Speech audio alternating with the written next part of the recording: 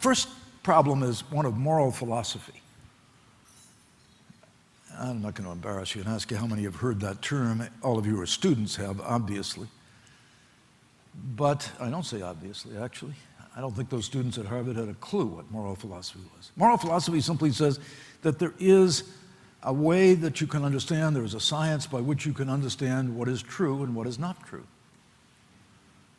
And there are certain values and standards which we don't have to say, whose values should we teach by? These are values we inherited. You know, the most important value that we inherited in Western civilization was when the Jews and the young band of Christians invaded Greco-Roman society. Greco-Roman society at that point, had a caste system. They had slaves. The Greeks, for all their wisdom, believed that the philosopher king should rule the society and everybody else was a laborer. All of a sudden, the Jews and Christians come in with this radical idea that all human beings are created in the image of God. Every single human being has dignity. That was a revolution. That was the most radical thing you could inject in Western civilization. And what that has done is displace the Greco-Roman view, the caste system, and give us a society which protects the dignity of every human being. And all of your ethical formulation is built around the fact that that life is sacred, that life has dignity, that life has inherent dignity, and this is known because God has revealed it to us, but it's also known by human reason. The innate understanding that we have dignity leads us to certain conclusions, one of which is there is truth. Romans 1, that which is made has been made, you can see what has been made, it's been made visible. You know it. The law is written on the hearts.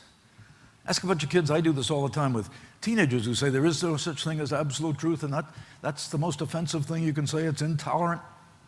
I'll say, well, you're on a street corner. You see an old lady standing there with shopping bags.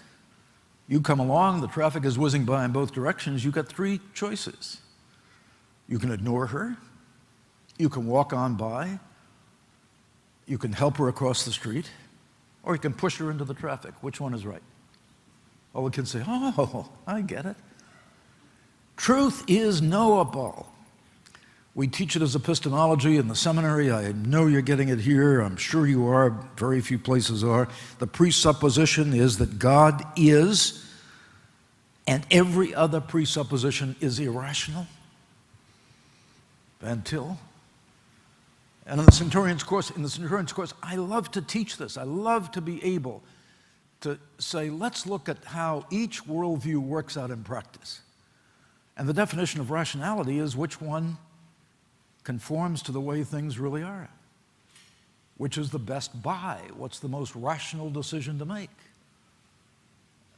I mean, it makes a fool out of Dawkins when you do this, because you can see plainly when you compare, where did we come from? Why is there sin and suffering? Is there a way out? And what's the task that we have? What's our purpose in life? And you see how each worldview and philosophy answers that question, and the only one that can answer it rationally is the Judeo-Christian view. So truth is knowable, it's accessible to human reason. We can teach moral philosophy if we're willing to just look at the history of the West.